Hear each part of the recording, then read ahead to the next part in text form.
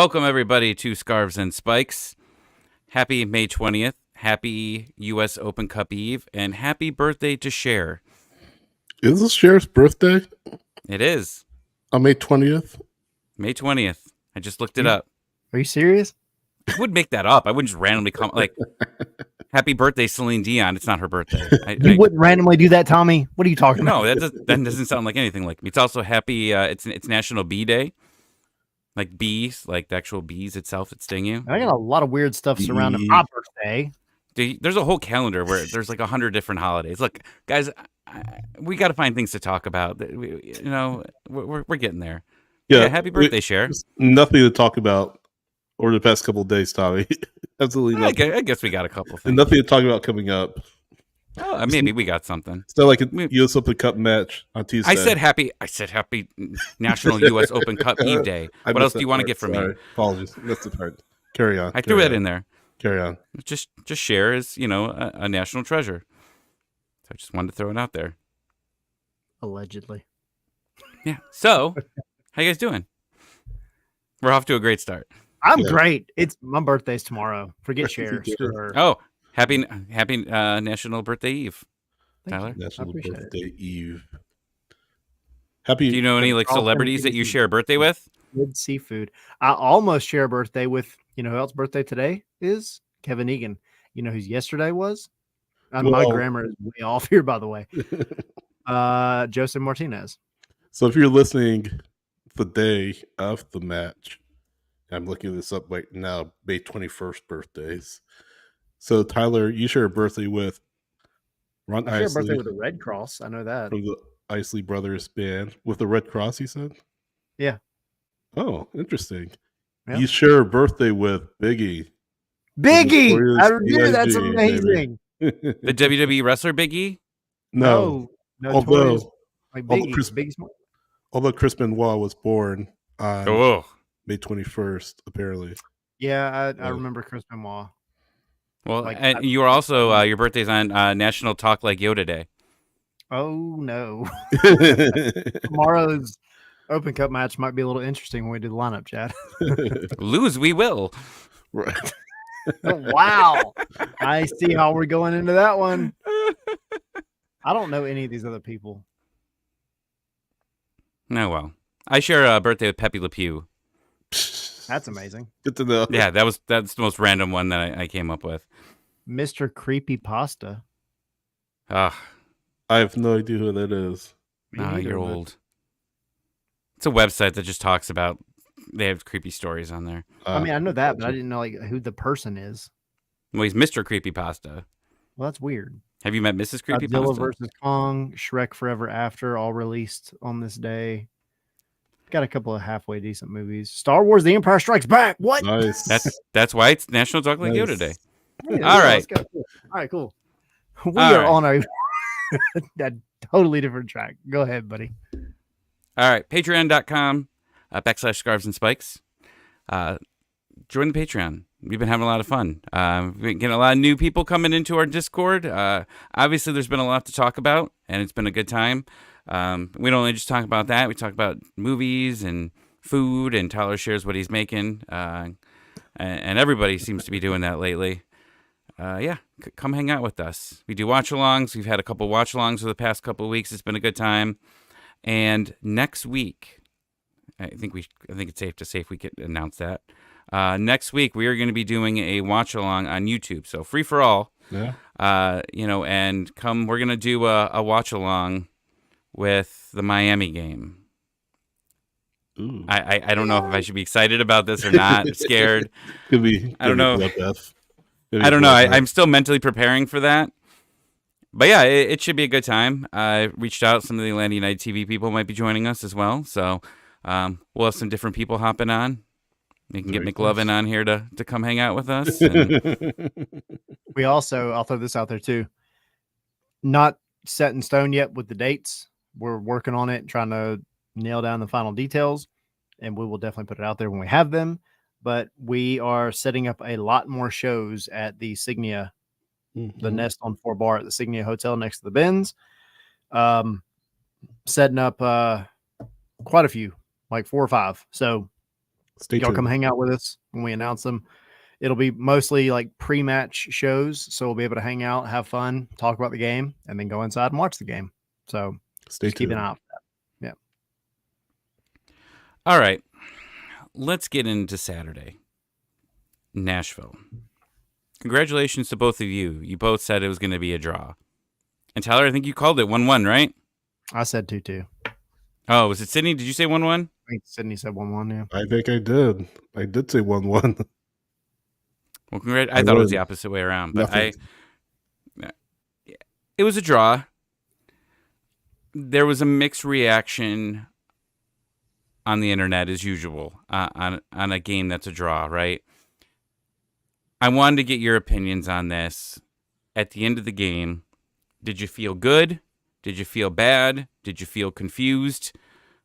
How did you feel after this game? I didn't feel bad. I mean, I felt like it's still some of the same issues that have befallen Atlanta in past matches. Actually, Tyler, you go ahead. I'm just trying to gather my thoughts here just a little bit. I felt, unfortunately, a little apathetic. I think a win would have been big news, right? But it also wouldn't have erased all of the crap over the past month and a half. A draw, I'm trying not to be negative here. A draw, when you look at the way that Nashville played, you think like what we know Atlanta United could do. We know that Atlanta United can play much better than they're playing now. They should have run Nashville off the pitch, honestly. But now we are settled into this past month and a half of Atlanta being very mediocre. And so a draw on the road felt pretty okay. But that's not okay. Like, it's got to be better. You shouldn't be okay with a point ever if you're trying to be a championship team. You have to have the mindset that you're going to go out and win every freaking game anyway. I just think it's hard to take a lot, but I will say this. This game was better than the past few. Atlanta played better. So I think 1-1, a draw, I think it's fair. It doesn't make me feel great, but it was fair. Well, because you make that comment, and sorry, Sydney, I want to jump in real quick because Tyler, something you said, like, talking about like you need wins, and like I feel like we've said that over quite a few games at this point, right? Like we said that in Chicago, we said that against DC at home, because you know what's coming, right? You know that LAFC's, your LAC's in town, then you're going to Miami, and then it gets a little bit easier, after that, but. Not much, but everything looks daunting when where you're at in the standings right now. Unfortunately, like when you a lot of times, when you look at the schedule, you look at it and say, okay, like we're in fourth or fifth. There's all these teams are under us. Most teams are above you at this point, and that's why every win and every point is so important in this game. But seeing Sleesh, get a banger, it felt great, but I felt that this game almost felt like last year, the first half of the season, where you needed a moment of brilliance to be able to get a result. It wasn't a full team game there where everybody was contributing. I thought it was just you had that miracle goal that got in, and it was great. I mean, it was a beautiful shot, right? But you had one shot on target the entire game. One. Yeah. Against a team that's not good. Yeah. That's not good. Yeah. But you did it. Like, you put a shot on target, and I tweeted it out. Sydney, I want you to dive into what you were going to say. But man, this team's just not taking shots anymore, and it freaking irritates me because you do so good at getting into the final third. One of the best in the league, actually.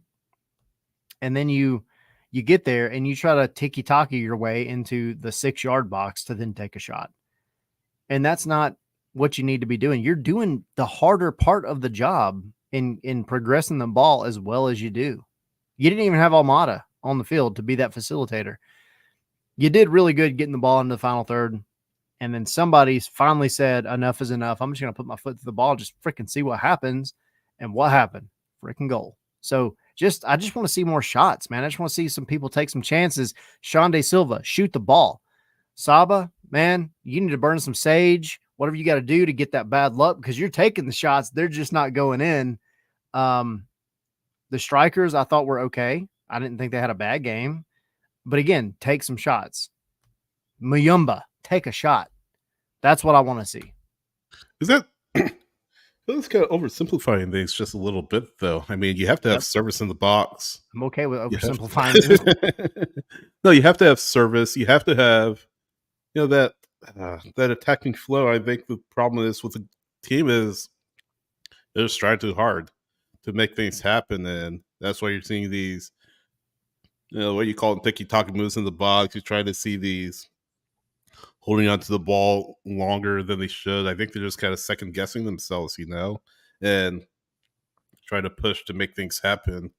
Like in baseball, you talk about maybe you're gripping, or hockey, you're talking about maybe you're gripping the stick, gripping the stick too tight. I think that's kind of what's happening with this team is they're trying too hard to make things happen, and they're kind of getting away from the basics, and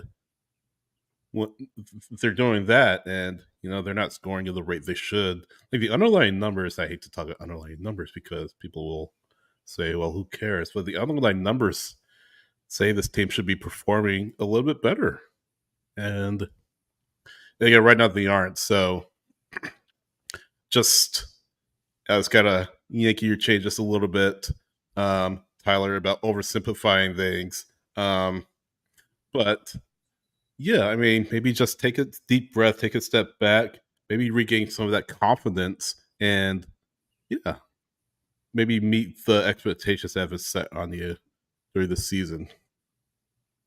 How long are we gonna keep saying that, though? Yeah, I know we keep saying. I know we keep saying it. Is it Groundhog Day? Is it National Groundhog Day?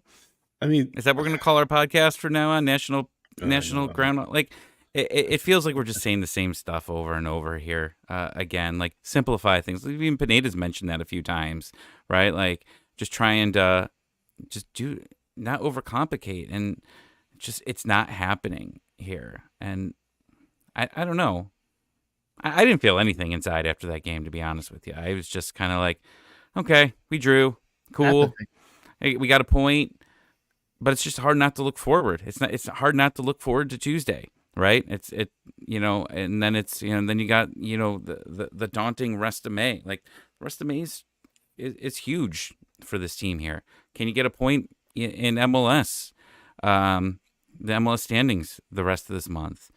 Can you move on through the Open Cup? And that's what I'm looking at. And unfortunately, you lose another player with Cobb going down.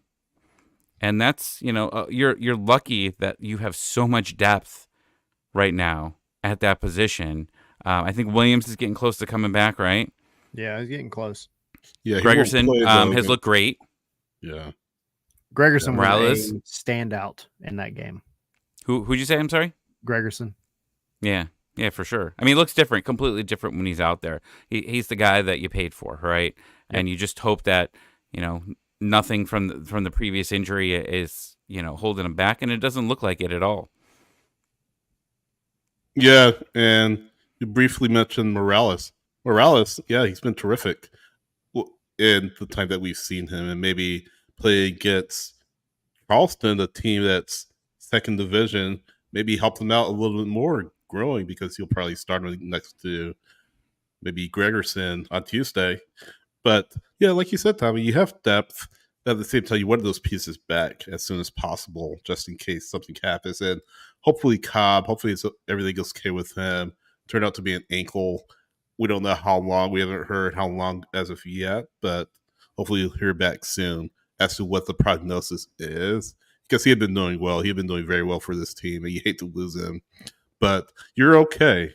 You have a Braum, too. And a Braum, yeah. We forgot about him. Yeah, exactly. But, yeah, you're okay at center back. And you just need the attack going. And that's what scares me. And we'll talk about Charleston. We'll talk about potential starting 11 in a little bit. But, you are up against a team that could give half of MLS a lot of problems in Charleston. And I think against Nashville, you didn't really do anything convincing. You got the goal from Bartek, which is good, but you didn't really convince me that this could be a team that could really challenge for big things this season. Now Tuesday becomes that much more important because, as I said, this is probably your most legit chance of the trophy unless you turn your season around in a big way.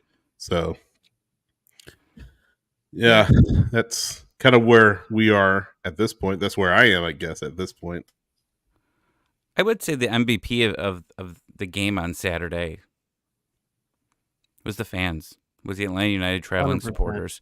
You could hear them. That's not just to say it to say it, but it took me back to 2020 when the only good thing that happened in that game, and probably the only good thing that happened that year, was Atlanta United took over Nashville in that opening game there, and you just heard their fans nonstop, and you listen to this game, and whether you were listening to the Fox or you were listening to Apple, you could hear the fans. I mean, you could hear the Viking clap. You could hear every single chant that they were doing, and a couple times. Goose. Yeah, United you heard that. when When the goal happened, you heard the fans, and it's when you're in a crappy season and you're still seeing the fans travel and be loud and all of that. It's just it shows the fans of this club and what they are. And Bruno, I agree. I cannot listen to the Fox at all. I had to a little bit at my parents because they didn't have Apple, but I listened to it, and I mean, it sounded great. And Tyler, I know you did the article about traveling fans and the benefits that they get, but yeah, this one was a special one because that's always a big trip. And like I told my wife the other day, I said, maybe next year our trip is to go to Nashville. Go hang out with everybody because it just looks like a party. DJ, you ended up coming, right? Yeah. Yeah, Good he turnout. had something there. Yeah. And then in August, you have Charlotte. Is going to be absolutely blazing hot Memorial Day weekend, but that's another large contingent of fans going to be making a trip up to Charlotte. And we're talking When's about that? ourselves, August 31st, so Labor Day weekend. So it might Cool. be what my girlfriend and I go to personally, but yeah, good to see fans still traveling. I mean, as poorly as the team has been playing, good to see fans still traveling and supporting the team. Hopefully the team rewards that support sooner rather than later, and they can put some wins together, put some performances together that are more reminiscent of what they were in the early days of Atlanta United. So, what did I say though? Like, you as a fan, you want, man, I understand like being pissed off. I really do, because I'm pissed off. I'm pissed off at the way that this team is playing right now. And I guarantee if you were to ask anybody in or around the club the same question in private, they would say the same thing. Nobody's happy with the way that the team is playing right now, because I think everybody knows that the team can be better. The fact that you had over 1,200 fans show up, Kevin, I appreciate it, buddy. Thanks, bud. Thanks, Kevin. Yeah, that's awesome. The fact that you had over 1,200 fans show up and take the 4-hour drive to Nashville, show up at Geodis Park, fight the garbage parking situation that is Geodis Park, and show out to a point where you could hear those fans over the Nashville fans. That's a testament to what you have at this club. And you don't ever want those fans getting apathetic, because I can sit here, we can sit here, everybody can sit here and scream at the top of our lungs, like, show up for the games regardless of how bad the team is, because it's you showing up and making your voice heard that makes a difference, not showing up. But at the end of the day, like, I totally understand the mindset of saying, well, it's a Saturday. Do I want to go watch Atlanta United lose or do I want to go do something else? I get the mindset, and that's up to the team to fix, or else you will lose fans. So the fact that you had that many show up is just applause to everybody that made the trip. That's awesome. So sorry, Go ahead, Sydney. Go for it. No, I was going to ask you guys. So, all in all, are you calling this progress, or are you saying more of the same for this team? Meh. That's what I'm calling it. I mean, I didn't feel good. I didn't feel bad. It's cool. We got a point. You know, I put a tweet out, quite a few beers and some gummy bears in on Saturday night, about, you know, looking at the standings and where you're at. And, you know, you're 8 points out of the avoiding the play-in games, right? What, the 8-9 or whatever. And you're 3 points out from second worst league, because I think we all agree with with everything that's going on with the New England Revolution, they are going to get the spoon, right? I'm now calling second last place the spork, and I don't want to get the spork. Okay, we do not want the spork, and that's a worry right now, because, you know, I want to bring this up because I didn't get to join you guys last week, and when I went back to watch, I saw a comment on YouTube, and I'm going to read it. And I'm not shaming this person, because I thought about this more. I thought about this comment for a while now, because you guys were, you know, trying to be positive, obviously, of what's going on. But you guys were obviously, you know, trying to be optimistic about, you know, still having a chance of making the playoffs. But Brian spelled two different ways. Said, you guys call yourself optimistic, but actually you may be instead delusional. Based on what we've witnessed this year, you really believe we can make the playoffs? Really? And then goes into the reasons why. And a lot of it was on what my tweet was about. And when a team is struggling, you know, there's so many different emotions that are going around, right? And everyone's blaming someone different. You know, we got people blaming the front office, right? You got people blaming the players. Almada sucks, right, Sydney? I mean, we know what you're talking about. Sorry, I got to get that in once a show. It's out of my system. I promise we'll take it. And then you got people saying, you know, Pineda out. And usually when there's some type of combination, right? Like of what it is. But everyone's going to have their take on, you know, how they deal with a bad team, right? And I think that's fine. Like, if you want to be, you know, thinking that this could get turned around by bringing in a new manager or holding on, like, that's why we do this show. And this is why we do spaces, because everybody just throws their opinions out. Like, you know, on the YouTube chat, you know, and on spaces afterwards, everyone gets their emotions out. And that's what I love about what we do here, right? And I love that's what Atlanta United TV does too. Like, they get people on here and they just throw their thoughts out. And everyone's, you know, nobody's right. No one's going to be perfectly right on you know, what needs to be fixed there. But, like, if you want to be, you know, optimistic that this team could turn it around, cool. I mean, we've been called too negative. We've been called too positive now. Like, we've been everything, but, like, that's just how this is going to go week to week. You know, I think it's going to keep getting worse. And I've been saying it, right? I don't think this is going to go very well at LAFC and in Miami. I called Tyler on my way home on Saturday, and I was like, should I make like a bet, like, that I'll do something if Pineda's still the coach by June 1st? But then my wife started yelling and saying, like, no, don't do something stupid. We were talking about, like, frosting my tips, shaving my eyebrows, all this stuff. Oh, the big one was me eating peanut butter on YouTube. Like, I have peanut butter phobia. If you don't know that, you do it. I will throw up everywhere, and it'll be terrible. Everybody send him a picture of peanut butter. Right. No. Oh, especially I'll call it GIFs right now, because, you know, obviously GIF peanut butter. Like, when people send me, like, those of, like, people, like, lathering themselves in peanut butter, like, I mean, I've that's got goosebumps right now. Man. Like, what Yeah, do you that's do in your gross. life? That's That's just gross. disgusting. Like, that ain't. You don't have to have a phobia of peanut butter to be like, man, that's wrong. Like, what are you trying to do here? But, like, I mean, everyone's got their own. Like, right now, like, I said, throw everything at US Open Cup, and someone from LA, like, sent me a message. You guys giving up already? You know, I personally don't think that the playoffs are in this team's hand right now. I just think just because of a lot of the things that he goes into there, you know, and that's cool that me and him agree, and you guys, you know, might feel something different, or whoever's hopping on. And I think that's the beauty of it, right? I'll say this real quick. Like, that's part of kind of what, like, this whole thing is based on, right? Like, that's why we do this. you have a fan base that has opinions, and that's great. And you have a fan base that wants to get their ideas out, whether they're right or wrong, nobody will ever know, but they're how people feel. And there's a reason they feel that way. Right. So I can come out here right now and sit here and tell you and scream until I'm blue in the face that Atlanta United has a chance of making the playoffs.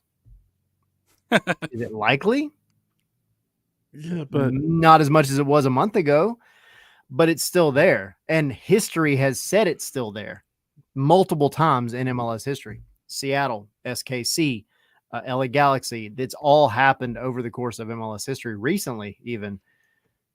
That doesn't mean that it's going to be like a walk in the park. It doesn't mean that it's guaranteed. But you even go back to last year, SKC at the beginning of the season, everybody was like, man, garbage. Yeah, awful. Peter Vermees, why did you get a 4-year contract extension? You should be fired right now. You suck, man. Right. And then you make it to the playoffs and okay. I mean, like, cool. You got there. I mean, St. Louis was St. Louis last year, but like it's not over till it's over, especially in this league. We're not talking about Premier League or anywhere else in the world. You make it to the playoffs, and that is a totally different competition and a totally different season. And that's how you should look at it. I'll say this, and I know we got to move on to Charleston. I'll say two things. Number one, in the league with 18 playoff spots, he shouldn't have ever missed the playoffs. 100%. So that's one side of the coin.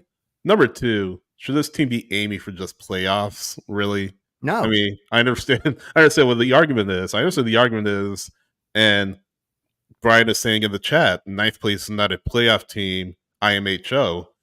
I mean, yes, I see where you're going with this, Brian, but at the same time,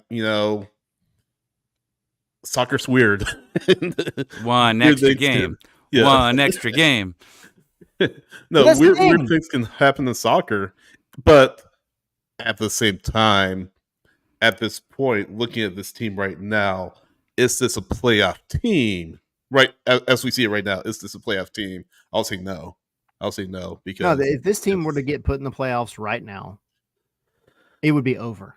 Yeah, just as quickly as it began. Absolutely. And that's where you're at. But that's the thing. Soccer is weird, as Sydney has so eloquently put. That's how this game is. In 4 months, 5 months, 6 months, you're looking at a totally different team. It may not look differently in terms of like the players that are there or the coach, whatever. But things change, man. And it's not just all about what you're doing right now that makes a big difference at the end of the season. Dan saying, look at our post-Leagues Cup schedule. Do you still believe we have a shot? I do, because I feel like Atlanta United has this really weird philosophy, not on purpose, of playing to their competition. Like, they don't always go out and beat the teams they should beat, but then you'll have a team that comes in that you are like, oh, man, this is going to be tough, and you actually give them a run for their money. When did they do that this year? I don't think there's an easy way to predict it. I really don't. Have they did that this year?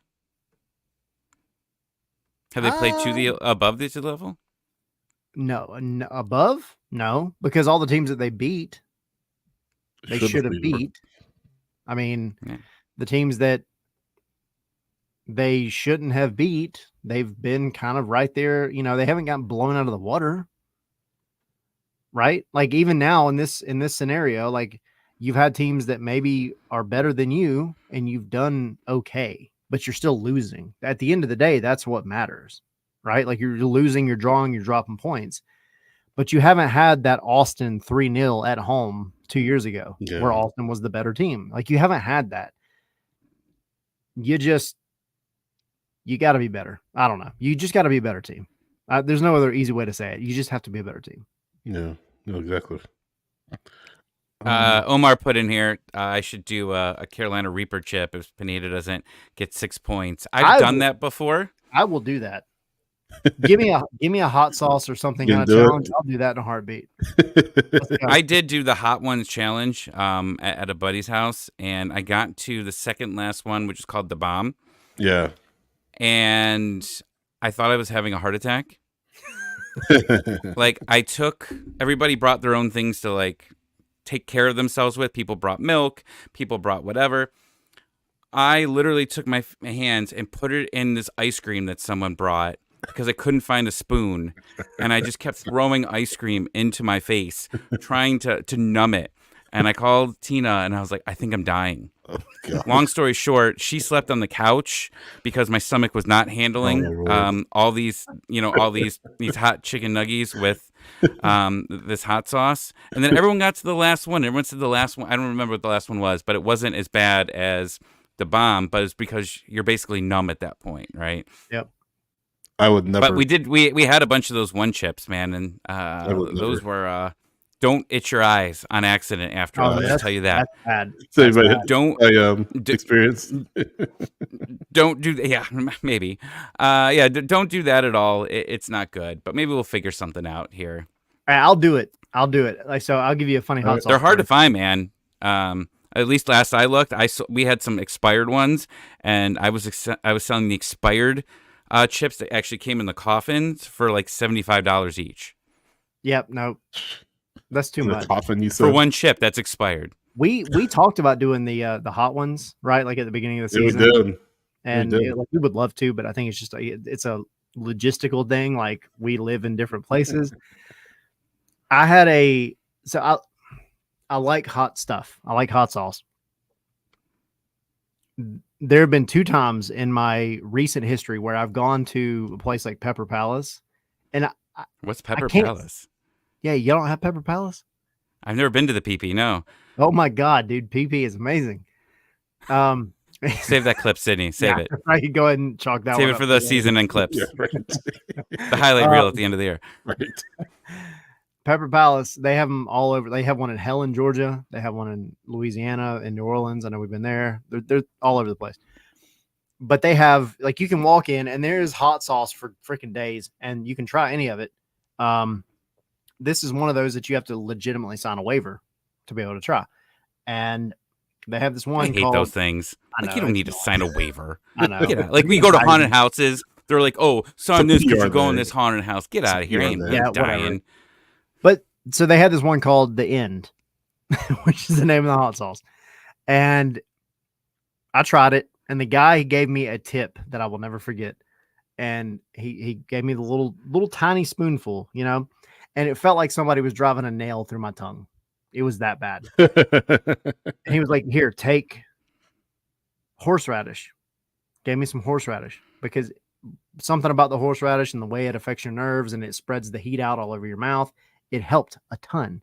But then, like a year later, my son Zane, we were in Nashville, funny enough, bringing it back to this last match. We were in Nashville at Pepper Palace, and they had the sequel. They had the sequel to The End, and it's called The End Flatline. Oh, don't spit your drink out, Tommy, because I'm sad. And flatline. I think he's laughing at the comment. Clearly survived. Oh, you clearly survived. So I didn't tell Zane what it was, but I was like, hey, it's hot sauce. It's gonna be hot. Are you man enough to try it? And he did. And I have video of it. I'll have to show it one day. But this stuff, there's no reason you should ever have anything this hot in your life. This is one of those that you shouldn't even put a drop into a bowl of chili because you're gonna ruin your night and probably the next day. It's awful. I believe it. I will 100%. I will do a hot sauce. I'm not shaving my beard. I'm not shaving anything, but you give me a hot sauce challenge and we'll talk. Can we put 3 lines in your eyebrow?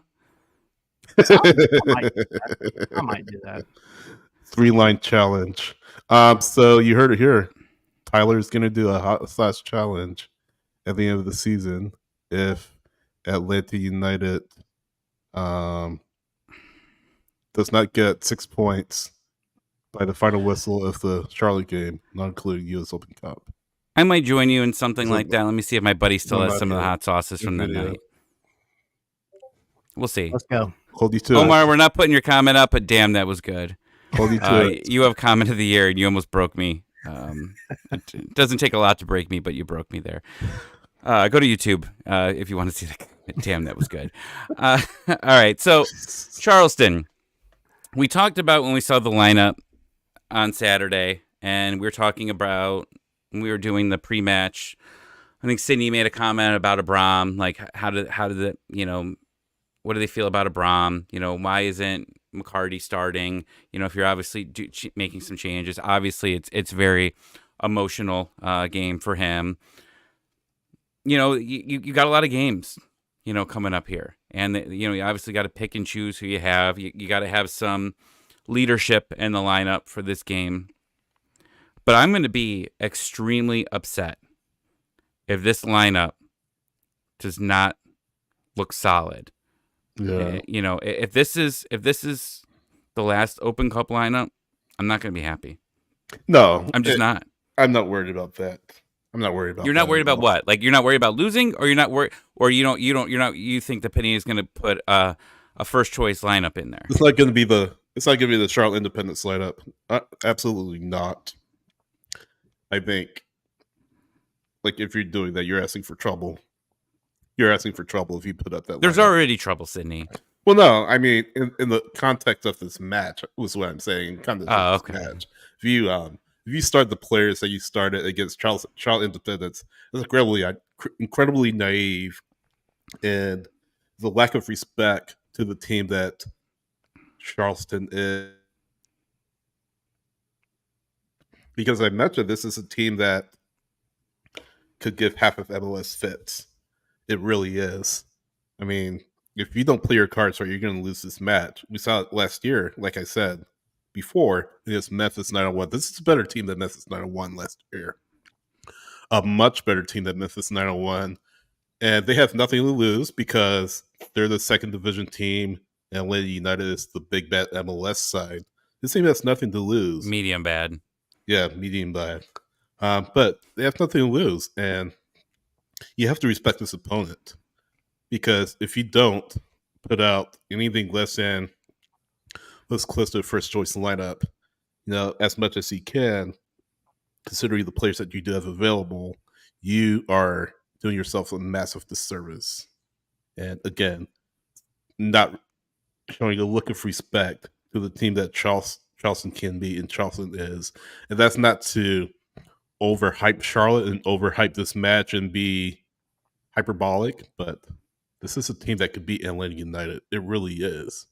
And you have to put everything you have at this match, because if you come out with a loss, this is it's going to be even worse. You know, it's going to be even worse. Well, you guys know a little bit more about them than I do. I live up here in Ohio, so that's obviously not a team name. The only reason why I hear it is because we end up, you know, playing them, and you guys talk about them. I see a lot on Scarves and Spikes with it, and I think Jackson and Gray talk about it, and one of our other chats. You know, for people that don't know a lot about them, about Charleston, you know, what kind of run are they on? You guys know this off the top of your head? Sorry if I'm setting you guys up. No, I mean, I'll tell you, unless you, Sydney, you want to, unless you got some further insight. Go for it. All right. First of all, the one thing my you got insight is the same as yours. The one thing you got going for you is the fact that their goalkeeper, and I say this facetiously, like it sucks for him. In the game against Birmingham Legion the other day, we're pretty sure he broke his nose. Oh. He got thwacked at like the very end of the match as one of Birmingham's players went in for a ball, and it was a 50-50 ball in the like 6-yard box. Adam Grimwis is his name. He went after the ball and got like a stud to the nose. Wow. So I don't think he's going to be playing. I would be very surprised if he is. But your past 5 games, Charleston Battery beat Birmingham Legion 1-0. They beat Tormenta, South Georgia, 3-2. Hartford Athletic 1-0. They beat Las Vegas 6-0. Yeah. They haven't lost the match all season, essentially. Yeah. 4-1. Yeah, I mean, they're a good team, and they have the leading scorer, the Golden Boot kind of debutante right now on their team, and Nick Martinez. You've got a lot of talent on this team. This is a good team, and they've been good for years. They were great last year. This is not a rollover team, and this is a team that you should take more seriously than you took Memphis 901 last year. Gridden Weiss, the former Orlando City goalkeeper, by the way, so he's a player with MLS experience. Markanich has MLS experience with FC Cincinnati, the bad FC Cincinnati, that is. MD Myers is another player to watch out for. 6 goals and an assist this season. This is a very good team. It really is a very good team. And again, I don't think I'm overstating it by saying that it's a very good team. And I don't think it's kind of playing down to their or just pumping them up more than they should. This is a team that could really beat Atlanta United if they aren't careful. And yes, Bruno Jackson Conway is a part of Charleston Battery. Yeah, Jackson Conway is part of Atlanta or Charleston as well. Hasn't got on the field that much, but yeah, again, this is a team that could beat you. Atlanta United really has to come in and be fully prepared for this match, or it's going to be another round of 16 exit. Thank you, Zilf. Tommy in. There's jokes in there as well, but I will not say it. I mean, we're in it now. Zilf just missed the whole hot sauce conversations. Yeah, right. So we talk about the lineup and what's respecting them and what's not. Silva came in and did a couple nice things. That one run on the line I thought was very impressive. It kind of reminded me of something he did last season. But who do you start in this game? I mean, I think do you see Rio start this one? You know, I know he played his full game. Is this a Tiare game? No, I think it's Rios. I think Tiare is still a little bit gimpy. I don't know if he's 90 minutes fit. But here's a question. Do they start 2 up front? I don't think they do. I think between the two of them, between Rios and Tiare, I think you do start Rios in this one. Hernandez, I think, will start as well, which means who do you start on the wing? I don't think it'll be Wiley because he went a while against Nashville. I think maybe you see Brennan at that wing. I think in the midfield, maybe you see Dax hold on, McCarty. stop a minute. Go on. Stop a minute. We talk about that this is a big game, right? We've been getting Silva more minutes. We've been pumping him up, getting him ready. If this is a must win for Atlanta United, do you wait? Do you wait to put him in late? Do you have to win? Like, again, I'm just bringing up scenarios here that how serious are they taking this game? Very. Like, do you throw everything in here to win? Do you have to throw all your starters in here to do this? I want your guys' thoughts because my thought is this is our chance for Champions League. This is our only chance for Champions League, and we're playing a team that's obviously in great form, right? Scoring a lot of goals. We need to be on the front foot. What do you do here? Yeah, and you start as many starters as you can, I think. And I don't know. Yeah, you don't. You're not going to put like Ashton Gordon out there. I mean, that's silly. What a dig, Zilf. Zilf said Ashton Gordon. So, yeah. But like you said Brennan. So, but like I guess that's my question is Brennan taking it serious? And this isn't a knock against Brennan. This is a knock on. Do you want to win this tournament? Who else do you have? I mean, yeah, you have Silva, and maybe you held out Silva. You just said his name toward Tuesday. Well, I'm just throwing some things out there. Maybe you do put out Silva, but is he fully fit? Is Silva ready? Wolf is out, so probably gonna see Mosquera on the right, maybe, and then I don't know. Do you put Saba on the left? Do you put Brennan on the left? Did you put Silva out there for 60 minutes? I think he's still on the minutes restriction, so that's a decision you have to make. In midfield, I think you certainly start Dax. Do you start Muyimba? Do you start Dave Fortune? I think you start Muyimba because of the magnitude. Well, not magnitude, but because of the importance of this match. I think Hernandez starts in place of. I think he starts. Lennon, does he start? I mean, he's played. It seems like he always plays. So what do you do with it? I think Gregerson and Efraim Morales are your center back pairing. And then the big question is, who do you start in goal? Do you start Cohen? Do you start Gazan? You think you start Cohen? All right. I think they make that little promise. Well, hold on a second. I think that there's been a nod and a wink of Cohen coming in here saying, what was supposed to be like the Eric Lopez thing when they told him like, hey, you're going to play in the other competitions. Brad's going to play in the MLS ones. I think that there's a promise there that that these tournaments are his. That's just my opinion, but I especially think it counts for this US Open Cup. Like, the guy needs to play. If this guy's our starter, you don't want him not having any playing time. And obviously this tournament could last a while or it could be done, so he might not have a ton more chances to play here. So I definitely think Cohen gets a start. I mean, if there's one spot I'm guaranteed at, it's that. Cohen's starting. Mm-hmm. Cohen's starting. I think you have Luis Abram and Efrain Morales as your center backs. Not Gregerson though. I think you save him and he comes on maybe at the half. I think you start him. I mean, I'm not opposed to it. I'm not opposed to it, but I think he probably played a little more this weekend than he should have. Why? Because I don't know. I mean, he's still coming off a surgery. I understand it was a minor surgery, but he's still coming off a surgery. You don't want to push it too hard, especially after what happened in the last Open Cup game. And I get that was unrelated. I get it was a concussion, but like, you go into your second half and you have to make a swap for Gregerson. Like, cool.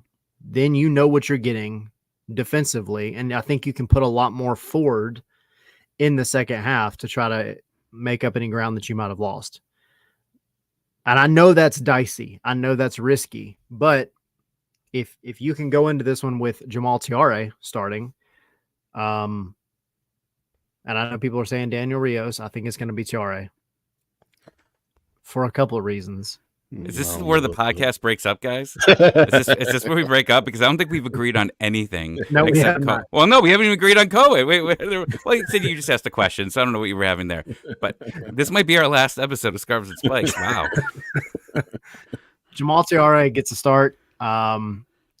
Then you bring on Daniel Rios as a dual striker, as a two striker formation, because you can't afford to not have the production. If it gets to the point where you have to have Daniel Rios come on, you're not in a good position. Not anything against Daniel Rios, but I just think like if you have to use him, it's because you're trying to make up ground and you need to have as much attacking talent on the field as you possibly can.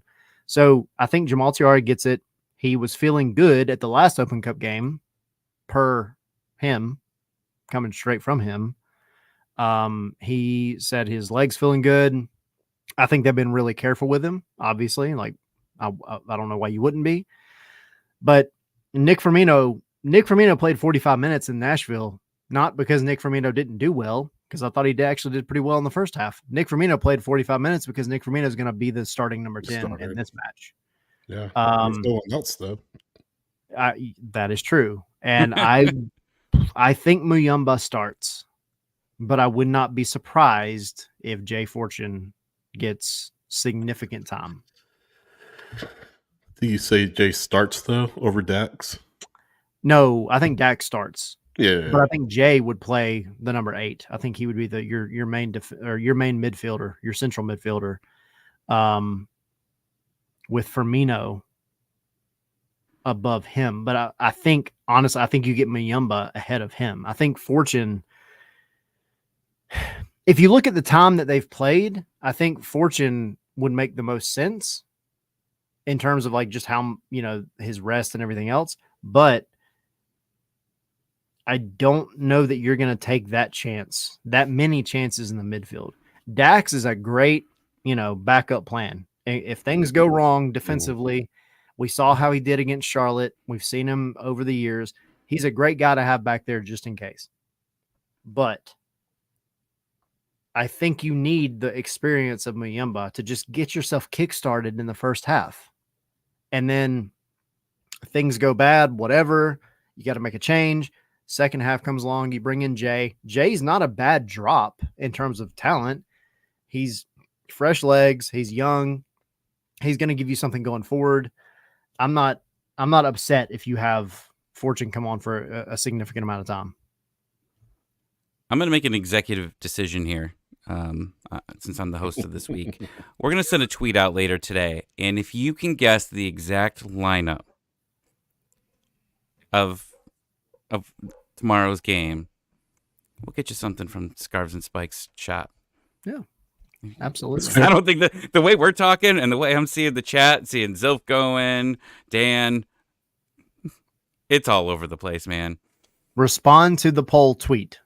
Respond to that tweet. There's a Yeah. poll Get it tweet. right. Did I miss it?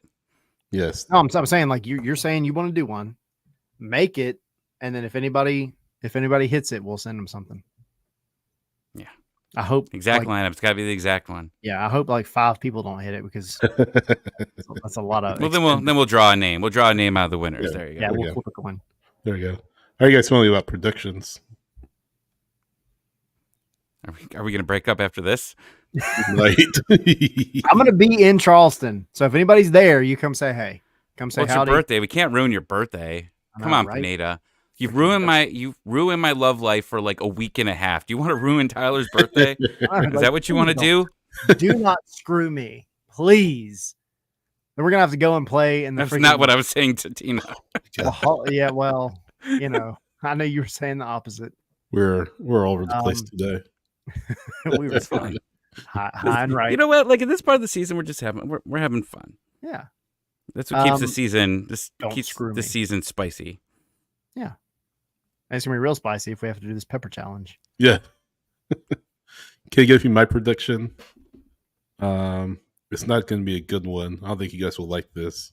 I predicted 3-2 Charleston after extra time. Jesus. Did Jackson predict that it was going to penalties and Atlanta loses? Was that his prediction? I think so. Yeah, but I don't know. I just feel like I don't have a good feeling about this match.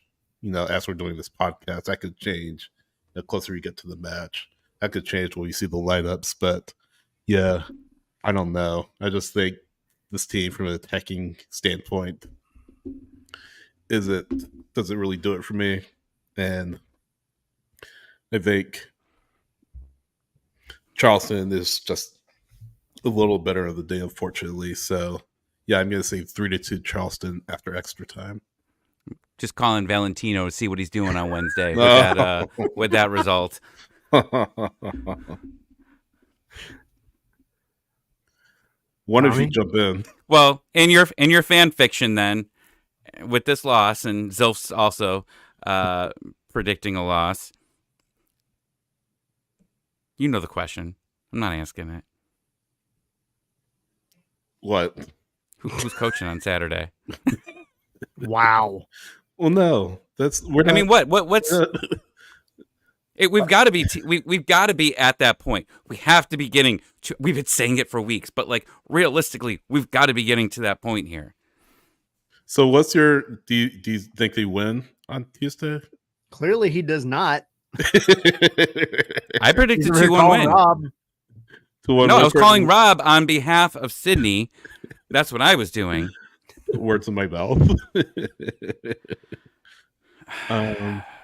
I think it's a 2-1 win for Atlanta. I think they pull it out here. If not, I think it's a Tuesday game. You have Wednesday, Thursday, Friday to figure out for this LAFC game, and it's at home. And I keep saying it, you know, and this is to the fans' credit.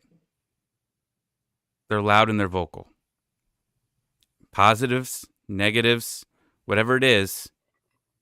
We get whatever you know. There's going to be haters of other teams. The fans are passionate. You heard the boos at the last home game, right? You heard them loud. You heard the chants. You heard the cheers. You heard the chants in Nashville. They're going to be loud, and you're going to LAFC, which is not an easy game, and that gets bad. That bends. I'm making sure I am listening to the Apple broadcast. Sorry, Mike. Sorry, Jason, because I want to hear the supporter section. I want to hear what happens. still saying LAFC is at home. I mean, they travel well too. I mean, they travel real well. We saw that. We saw that, Tyler. We saw it at MLS Cup. Yeah. They were crazy. Really well. They were loud. Really well. But sorry, if this game goes bad or it goes good, because if it goes good, it's gonna be a party at the Benz, just like it should be for beating an LAFC. I know they're not the powerhouse that they've been for a while, but they've been improving throughout the season. Either way, it's a must. It's not a must watch when it happens. It's a must listen. Yeah, I agree. As far as tomorrow goes, 3-1 Atlanta. 3-1. Oh man, Wow. That's not a knock against Charleston in any way, because Yes, it I is. actually think Charleston is one of the best teams in don't you dare, City! Don't you dare start! Don't you start talking shit! Sorry, go ahead, Tyler. I had to stop him. I appreciate it. They're a good team. If you watch the Open Cup match against South Georgia Tormenta, it honestly should be Atlanta playing South Georgia Tormenta right now. And RIP Jackson Popkin, because I know he was rooting for it so bad. And so was a lot of people. But Charleston wasn't convincing in that match. That was a match where they needed to be convincing, going against a regional rival, that's a lower division than you are, fighting for your right to play against an MLS team in the Open Cup. Like, Charleston didn't do the job in the most convincing way. They did it. Shout out to them. And we've talked about how good they are in general. So it could absolutely go either way. But I don't think Atlanta keeps a clean sheet. I think if it does go to penalties, I don't think it will, but if it does, you got Josh Cohen. And I think Josh Cohen will save you if it goes to penalties. Imagine But they're that. going to win. They're going to win. You're going to come home with a win, and that doesn't change anything about Saturday against LAFC, because it's two totally different competitions. Atlanta has to come home on Saturday and show out. And y'all are going to be here on Wednesday. I may be here on Wednesday talking about the LAFC match. But you can't go from the Open Cup to actual MLS play and expect it to be apples for apples. It's not. Mm-mm. Especially against a team like LAFC that could come to anywhere in the country and turn it on and just do phenomenal with the talent that they have. You need a distinctive statement win on Saturday. Forget tomorrow. Like tomorrow, yeah, you got to win because you need to be in the Open Cup because that's your best chance at a trophy. Cool. That should be non-negotiable. Do what you got to do to win that match. But LAFC, man, you got to win that at home. You cannot lose another match at home. If that happens, we haven't stated how bad that is for this club. Yeah. That's awful. Like, that's really bad. Yeah. I'm just worried about Tuesday at this point. I really am. I'm not, man. They're going to win. They're going to win tomorrow. It's my birthday. It's my birthday. I'm going out there. They're going to win 3-1. You just talked about how good they were. Who, me? You just went off on a whole rant about how good they are. Who? Before this. Me? I mean, you both said that Charleston's been good. They have been. But they're still going to win. Atlanta's still going to win. Okay. I mean, I predicted they win too. I just didn't predict they win. I'm driving 4.5 hours out there to watch them. They freaking better win. Oh, that worked for me driving to Cincinnati all the time. If only that worked. I've traveled to Orlando and at least we drew. Oh, you can't draw this one. No, I know. But again, Josh Cohen will save us all. Real quick, I have a question. Caleb Porter, how long does he last in New England? Like a week or two. That dude is dancing on eggshells at this point. What happened today? I originally saw a tweet and I figured it was fake that said Caleb Porter was fired. The players don't like him. The owner doesn't like him. The owner tried to meet with him on Saturday. Jonathan Kraft and Porter avoided him. He cussed at Nick Lima for avoiding his handshake. They've been going at it since like last week, by the way. Who lasts longer? Players and coaches arguing in the locker room, or Tommy Quinlan, former Revs player on X. But yeah, if a head coach ever was that disrespectful, the way that Caleb Porter was to, I think it was Tommy. That would be what do you do to me? Not you. That would be a huge problem. And I'm not going to go any further into it. I understand it's crappy having to get up there every day, day in and day out, and have your conversation with questions that you might consider stupid or whatever. But that's the position that you're in. Don't be a freaking dickhead to We apologize for any children listening in the car right now. Whatever. The team, like the people that are trying to cover your team, don't be a dick to them. yeah. I forgot about that. By the way, Tommy Quinlan, I was thinking about somebody else. He didn't play for the Revs. I was thinking about somebody else. But no, he's kind of an a-hole to Sam Mitten, good friend of the show. That's right. And Sam Mitten's been on our show on Patreon before. Like, Yeah. don't be a dick. Like he asked a legitimate question. Even Taylor Twellman's over here retweeting what he said. Yeah. You know, like it was a legitimate question. And you're again, I get it, man. Like you're up there on the podium having to defend your team for the, 12th week in a row where you suck. I get it. Don't be a freaking dick, dude. Like these are the people that are bringing attention to your team when they suck. Just be nice. Yeah. Like it's not You even said the D word 4 times. 4 times. This is an D- R-rated episode now. A This is an dingleberry. R-rated episode, sir. Our rating has gone up. One more, and we're NC-17. We're on our way. One more. Don't We do can't it, man. agree on Don't do it. anything in this episode. Caleb Porter, don't be a dingleberry. Thank you. Now we're back to Disney levels. Yeah.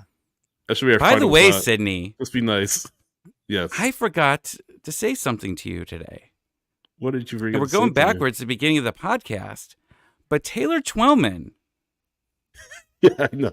Taylor Twellman. Okay, I have like half of soccer Twitter telling me that it's a penalty on Brad Guzan. Well, no, say Half what of soccer happened. Twitter.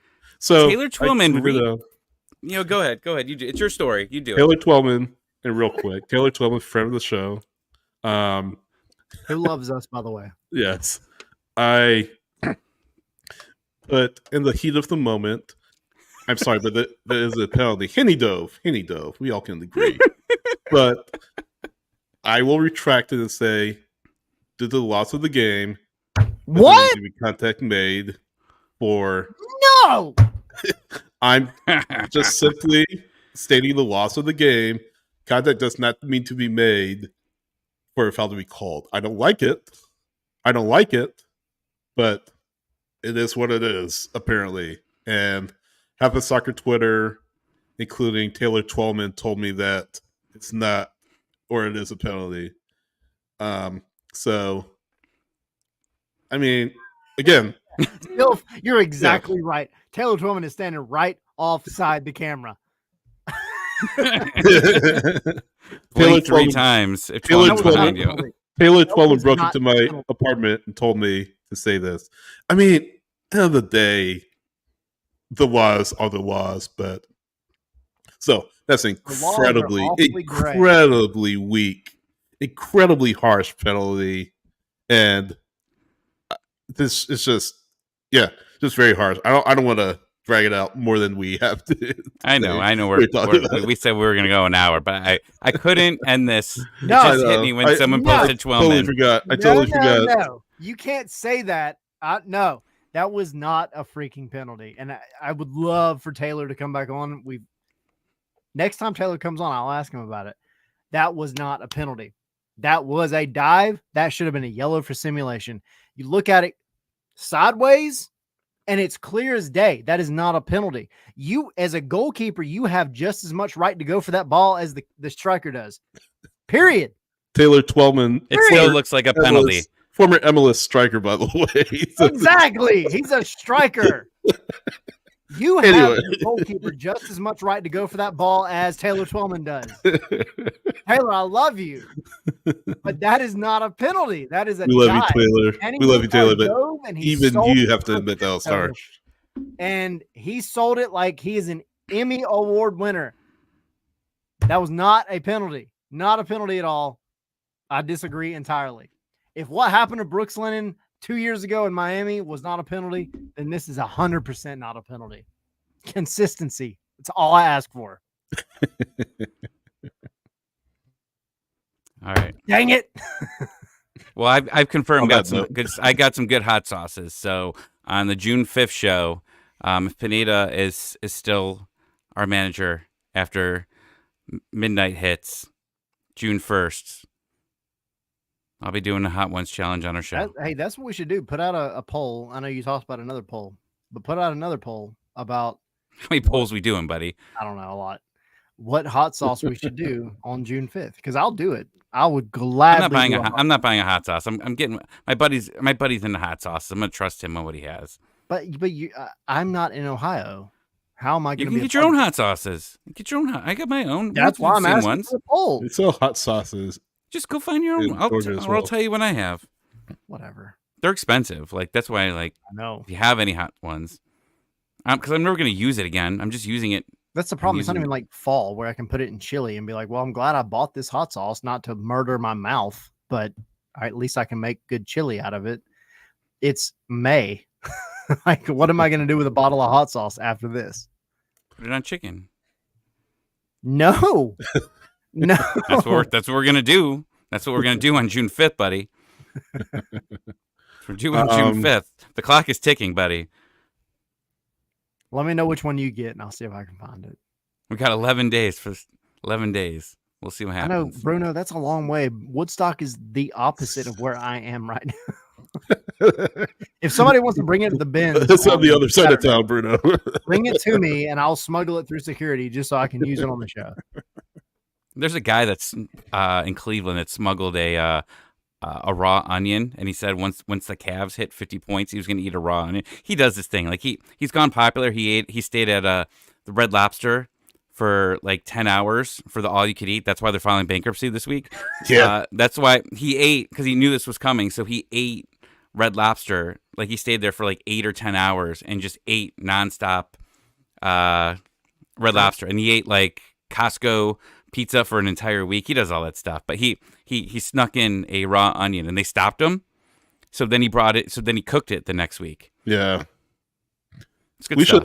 We should end the show. No, we should not. Sydney, this is going in the right direction. Stop trying to. We're only 8 minutes past. We're only 8 minutes past. No one listens to our show after we got the doggy soccer. Look how many people we have commenting. We have 146 right now. Listening. I'm talking about listening. I'm not talking about watching. I'm talking about listening. I guarantee you, this conversation, right now. They're listening to I'm it talking right about now listening, Tommy, as we the speak. podcast audio. Well, hey, if you're listening on Twitter, you're a listener too. Don't whatever Sydney says about you right now, Almada, listeners, whoever's listening out here, Pineda. I don't think he likes mascara either. Look, guys, we do have the podcast. We love you. If you listen to us on whatever audio, YouTube, Twitter, OnlyFans, Spotify, Apple X, Podcasts, Twitch, all that stuff. We appreciate you all, no matter what Sydney says about you. If you are listening on Spotify or Apple Podcasts or whatever podcaster you prefer, if you're listening. Ask Jeeves, whatever. If you're listening at this point, I don't even know it. I didn't hear you. If you're listening at this point, tweet us at Scars, the letter N Spikes. I want to prove a point. I don't think you know what you're asking for, Sydney. If you're listening at this point of the show, on again a podcatcher at Scars, the letter N Spikes. And anyone, I don't care what you're listening to right now, tweet Sydney whatever you want at this exact moment. If you're listening right now, get on your Tweetcaster and you tweet everything to Sydney, whatever you want. Not on YouTube, not on X, not on Twitch. I mean audio, listening audio. You can comment on audio? No, I said Wire. Tweet. 5 years after the fact. Yeah, just tweet him now. You don't have to prove him to anything. You don't have to listen to him. Just listen to me. Just tweet him right now. Whatever you want. If you like peanut butter, send them gifs of gifs. I'm sorry, gifs of peanut butter. Send those over to him. With that, thank you all. We have a busy week. We will be back for pregame lineups tomorrow before the Charleston game. Spaces after. Wednesday, we're not sure who will be back, but Sydney and I will be back if he doesn't murder me. If I get mysterious boxes in my mailbox, I'm not opening them because I might not be available on Wednesday. And then we'll be back on Saturday for pregame matchups, spaces, and then we'll be back to we'll be back on probably Tuesday for Miami. And then the watch along on Wednesday and the spaces on Wednesday. Can this month end? My wife just asked, like, does Atlanta United play every single day? And it feels like it. It feels like it never ends. It never ends. Save Tommy, us. I'm just saying, a lot of this crap started happening when you started wearing that Falcon shirt. No, it was when Kirk Cousins showed up at Mercedes-Benz Stadium. You wore the Falcon shirt. Remove it and put something different on. Blame Kirk. It's not Kirk's fault. Can Sydney hit the music fast enough before I take my shirt off? I don't know. We'll see. We'll find out. They've hit that quick. No one's going to see it if they're listening to the podcast. They'll come say howdy tomorrow. Well, that's an incentive for them to come on YouTube and watch it on YouTube. Well, I got YouTube Premium, by the way. Like, my mom kept talking about how great YouTube. You know how great YouTube Premium is? Like, you don't have to take the stupid surveys to skip the things, and like, you don't have to watch like the Wingstop commercial 1,000 times. Yeah. I love it. I'm never going away from it. Screw commercials. I don't blame you. I don't blame you at all. What an episode. This is great. This is fun. Crazy. Thank you for everybody that is listening not on podcatchers, because I appreciate you more than Sydney does. Sydney, just be prepared for what happens now that you call it. Stay out. All 1,500 people that listen after the fact are going to flood your inbox.